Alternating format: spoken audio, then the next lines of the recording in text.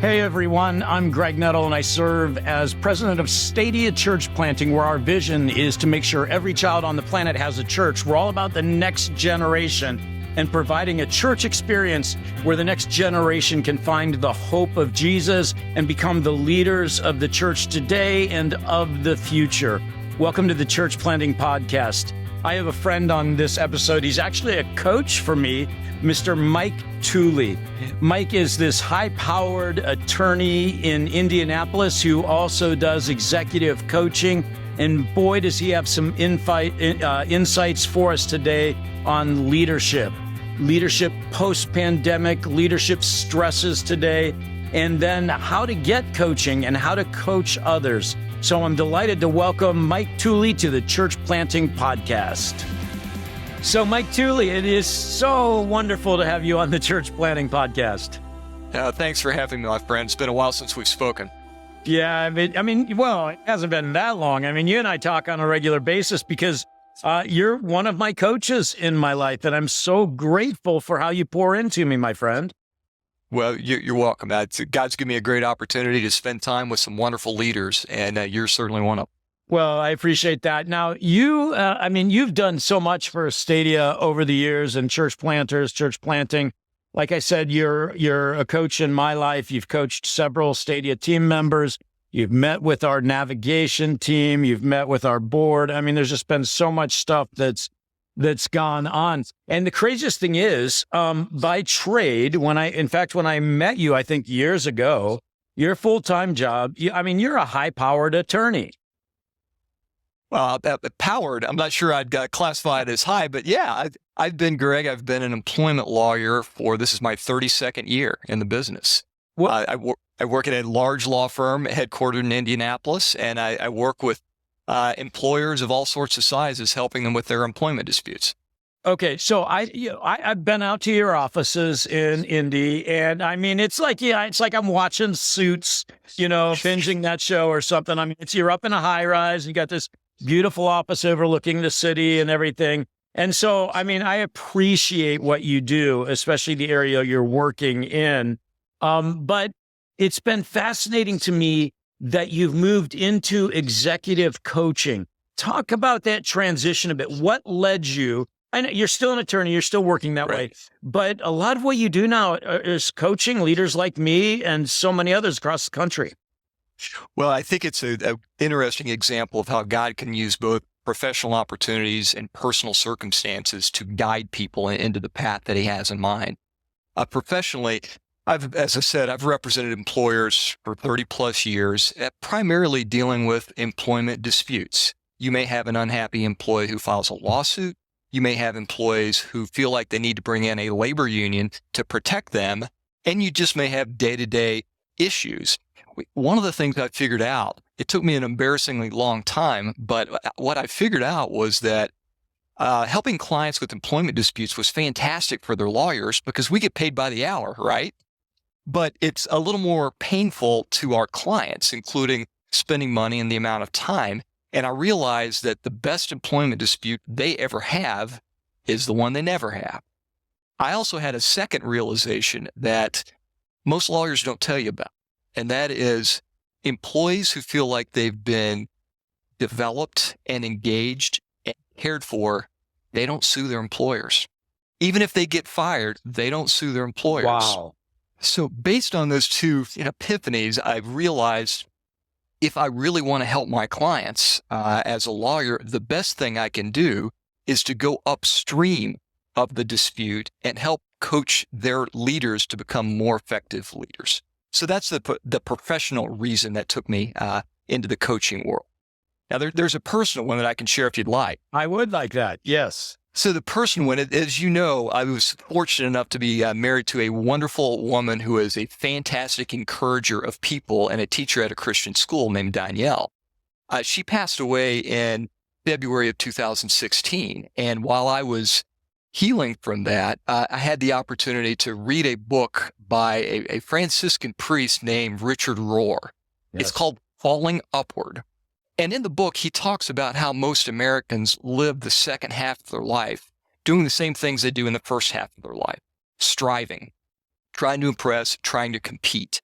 But he says in reality, sometimes we're given a mixed blessing that will give us the opportunity to choose differently. That blessing could be losing a job, could be a health scare, or in my case, it could be the loss of a spouse. And when that happens, you get to decide to live a different sort of life. Well, as I read that book that God clearly provided me when I needed it, I was thinking about how I now had a choice about how to live the second half of my life.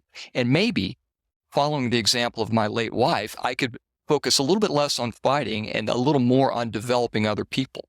So when you put those things together, it caused me to say, let's give this coaching a try. And that's what I've been doing for the last 7 years. Okay, so much to unpack here, and I love that story, and what a great book, Falling Upward, if you haven't read that yet. So Mike, okay, I think all of us as leaders right now, if you're leading a church, if you're a new church planter, you're leading staff, you're leading an organization, business leader, whatever situation you're in. I mean, there's this kind of fear in the back of all of us, and I hate to use the word fear, but I think it's there, that somebody is going to bring litigation against us. I mean, yes.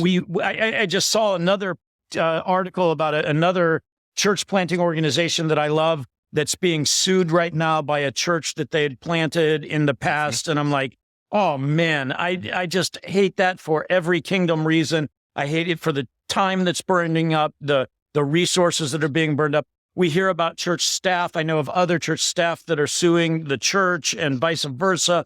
Do you find that these days we're living in a more litigious society? Has it increased since the pandemic? What are you seeing out there right now? What I'm seeing right now since the pandemic is not necessarily more litigation, more lawsuits, more union activity, but I am seeing more unrest, more dissatisfaction in the workplaces. And I think also this is true on both the secular side and in the church world. I'm seeing people with a decreasing amount of grace and respect and tolerance shown toward their leaders. I think what people don't appreciate, I've been, Greg, as you know, in a leadership role in my law firm for the last 15 years. So I get to see both sides of it as a leader and as a coach of leaders. I think people don't appreciate that going through COVID, while it had a tremendous amount of impact on everyone, I think it had a double impact on leaders. The reason is the leaders were dealing with the effects of it on them personally as individuals, husbands, wives, fathers, mothers, and so on. But they were also shepherds for a group of people going through stress. And so they felt their own and then the need to solve problems for their people. Sometimes people who are being cared for by shepherds don't appreciate how stressful and straining it can be.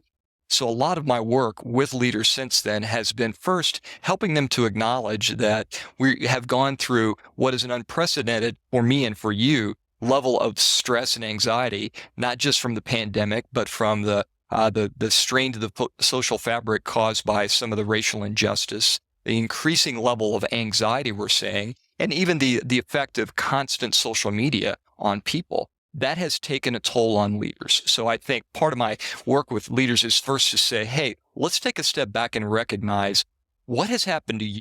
What toll has this taken on you? Because if you don't acknowledge that and try to hold yourself out as Superman, you're not getting the self-care that you need to take care of people in your flock. Okay. Let's just do this a little bit because you've been my coach and we've been meeting. And so I'm coming to you, and I'm a new church planter. I'm a church leader of 200 people, or I'm a church leader of 2,000 people. And I'm just going, man, I think I'm just worn out, Mike. What counsel would you give me? What are you going to tell these leaders? Because the reality is they still have to keep leading. That's absolutely right. And one of the things I know you've learned as a leader is that too often as leaders, we can make the mistake of believing we have to have the answers. When instead, I think the most effective leaders are the ones who are comfortable with the limits of their knowledge, but really fired up about curiosity. So as a coach of leaders, one of the things I would start off with is not giving them advice on how to handle things, but being curious, asking them about their experience, what the stresses are that they faced, how they've successfully dealt with similar stresses in the past. And I would try to get them to look at the situation in a slightly different way to see, in the context of a church that's being planted, how might God be using this situation, this really troubling circumstance, in a way to expand his kingdom that you just hadn't thought of? Wow. Okay. So, and that happens in church planning all the time. Right. And so it's really good to be aware of that a situation we might view as really bad, really challenging, actually could be the very thing that's going to catapult us into what God's asking us to do, right? It's certainly. And I think the church planning, the specific example, is really a microcosm of the stresses that church and secular leaders are facing in general since the pandemic. I know something of church planting, and I've got people that I love deeply who've gone through the experience, and it is, suffice to say, a trying experience. And when you are the one who has had this call laid on your heart to plant a church, there may be a sense, I've got to be all things to these people.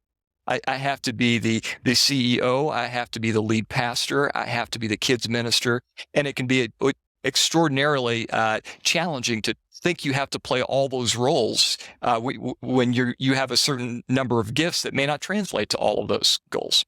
Okay, so I want to come back to something you said early on in our conversation about one of the things that's so important for us as leaders is to treat our team members well.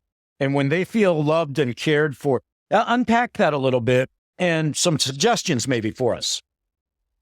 Yeah, I've experienced this as someone who is a follower and someone who is a leader and someone who's read a lot about leadership in general. There's the old saying you've heard that people don't care how much you know until they know how much you care. Well, there's truth in that. And so all of this starts with building a foundation of trust and caring. There is a term now that you may be reading about called psychological safety. It's really critical for leadership. And psychological safety is not about avoiding saying certain words or not engaging in slurs. Psychological safety is about creating an environment where people feel like they can show up, they can speak their mind, they can be themselves, and they won't be retaliated against as a result. So I think the first job one for leaders is to create a psychologically safe workplace where people know that the leader cares about them, not just their performance, not just about their metrics, but their development and their ability to thrive as a human being.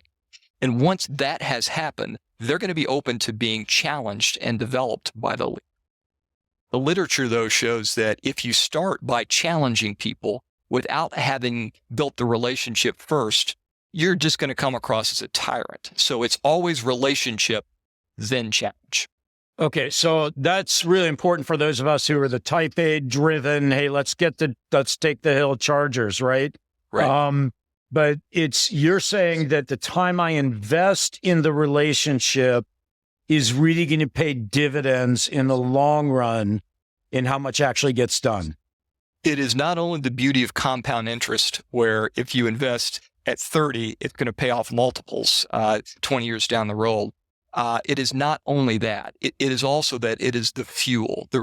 Pouring into the relationship is the fuel that allows the engine to work in the first place. Whether it's in the workplace, in the church, or in your marriage, if you don't pour into the relationship first, nothing else is going to work. Okay, so one of your areas of expertise that you've done a lot with Stadia and myself personally is in the area of strengths finders. And so I'm sure a lot of our listeners, there's so many tests out there and different things to take. But many of them, many of us have done strengths finding. I did it again recently with you all. I actually have a set of mine sitting on my desk here that lists them just to remind me. I should probably put my bottom 5 on there too, Mike, just to remind me of those, right? But, so you've been tremendously valuable in helping us understand what strengths we bring to the table, how those are great for how God's wired us up, how they have their own dark side sometimes and weaknesses. But let's come back to the relationships piece, because if you look at my strengths and then you look at the top ones and you look at the bottom ones, I mean, like for me, empathy is like, it may be my actual last one. Like like the relationship piece just doesn't come naturally to me. Right. I have to really work at it. Talk about that a little bit for leaders who maybe their compassion, mercy gifts, all of those relational pieces, not that they're all that way. Like you and I we've developed a great, I consider you a friend. And yet unpack that a little bit. Yeah, there's a lot there, Greg.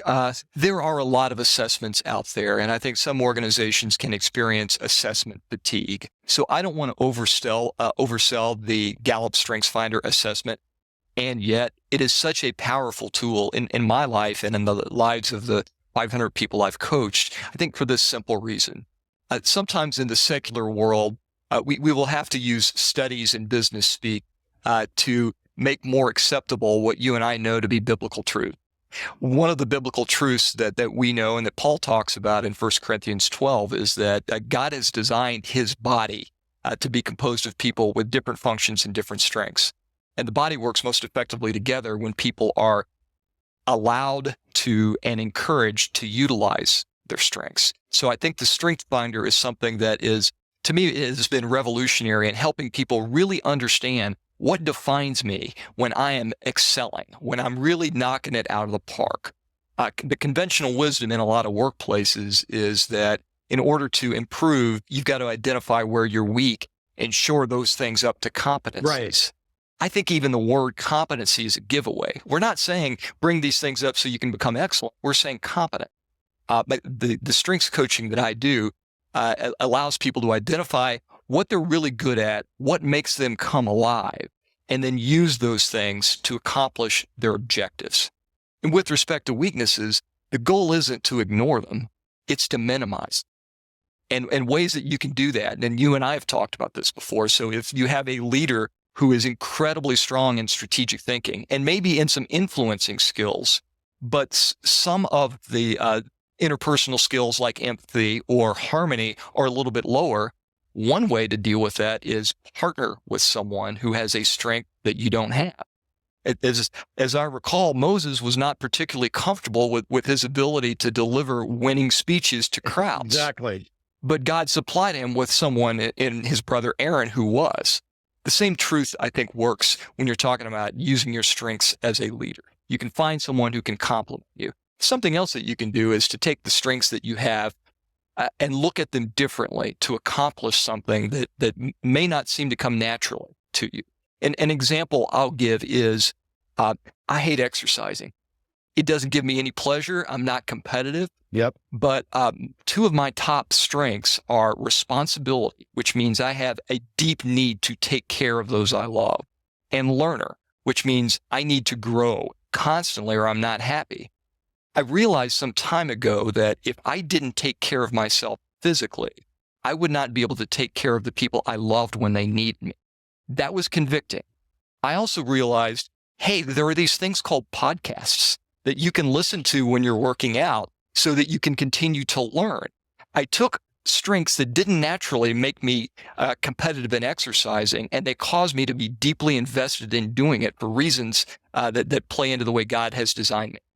Okay, so you really, I mean, my wife Julie and I just had an incredible breakthrough with this, and from your work with me and our team, and because again, my top strengths are things like strategy and confidence and futuristic, and they're typically leadership gifts, right? And then when it comes to mercy and empathy and those things, they tend to be at the bottom of my list. Now that doesn't leave me off the hook, because in Christ, sanctifications means that I am called to be merciful. I'm called to be compassionate, to have good relationships. I value those things highly. Now, interestingly enough, my wife's top 5 strengths, empathy is her number one. And so she feels deeply. She knows what to do in the situations when someone needs cared for and listened to. I mean, just intuitively. Whereas in leadership, I know that intuitively, right? Now, over the years, as Julie has developed in her leadership abilities, she would come to me on a regular basis and ask me leadership questions.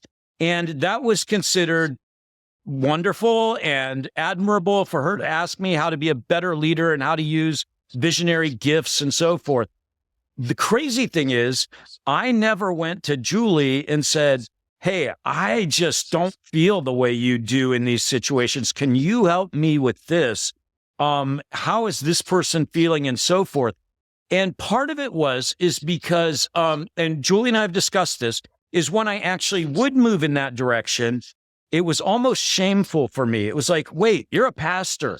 You should know how to do this. You should be feeling that. You need to be like Jesus, right? Well, the reality is it didn't come naturally to me. I wasn't wired that way. And now that Julie and I have sat down and talked those things through, we have, like, I'll ask her, this is going to sound, it's hard for me to say, but I'll say, hey, should I be going to that funeral? And she'll say, well, yeah, it's your mom, Greg. You should go. No, I'm just kidding. But in all seriousness, I will actually ask her that. Or should I be sending, a note about this? Or, how did I do in listening well to that person? And there's no shame in that. It's just, she's gifted at it. It's a strength. And I have so much to learn from her the same way she has learned the leadership from me over the years. So I think part of that's just realizing just because something isn't your strength doesn't mean you can't learn from each other and come alongside each other to strengthen one another. That's a great story and a great example of the power of partnering to use each other's strengths, because in the situation you're describing, you're actually unburdening yourself of the need to be equally strong in every potential strength. So that is taking pressure off of you. And by going to your wife, you are honoring both her and the way that God, her creator, has designed her to be. So I would imagine that she feels invested in it and she feels appreciated, and it strengthens your relationship that you were transparent enough to admit a weakness and to ask for help. Same is true for leaders in workplaces. Okay, so let's talk about that a little bit, because a lot of leadership is team-based these days, which I'm a huge fan of. And so being aware of your team's strengths, giftings, all of that, right? That's got to be incredibly important. It is incredibly important. I think the first step, and you were hinting at this as you were describing your situation, is self-awareness of your own strengths and your own limitations, because they will affect how you come off, how you show up with your leaders. There's a saying that from Covey that a leader brings his own weather. Yeah. Meaning that whatever is going on with you, if you're the dominant personality in the room, that will affect everyone. So knowing your strengths helps you control your weather. The next part is, when you know your employees' strengths, you can put them in a position to do the work that makes them come alive. And you can help them coordinate in a way that really creates not just an excellent performer or three, but a highly functioning team. Okay, so Mike, if people are like you, like I said, you've been incredibly beneficial to me personally, to Stadia as an organization. Boy, there's lots and lots of leaders out there and teams that could use your help. If people are going, oh, I'd like to get in contact with Mike Tooley, what's the best way? Yeah, I started a consulting and coaching firm called Upstream Principles, based on the story that I told you earlier. And you can get on upstreamprinciples.com, and you'll see not only my contact information, but also some references from people I've worked with. And I do a little writing about various leadership topics. So get on the site, explore the things that you read, and see if there's something that really catches your ear and your eye, and feel free to email me. Okay, Mike, what's bringing you the most fun right now? What's bringing me the most fun right now is God has given me the opportunity to do very different things, using both gifts that he gave me naturally and even using some unfortunate circumstances along the way. But he is chipping away the things that are impeding his design for my life. So I'm loving leading. I'm loving helping my clients with legal issues. And most of all, I'm loving having the opportunity to pour into leaders like you and others at Stadia to help them live the life God has designed for them and to get the most out of their teams. Okay. And you also like cooking. On our next coaching call, Greg, I'm going to share with you a burrata dish that I had in Santa Fe 2 weeks ago that is just to die for. All right. Mike, thanks for being on the Church Planting Podcast. Love you, brother.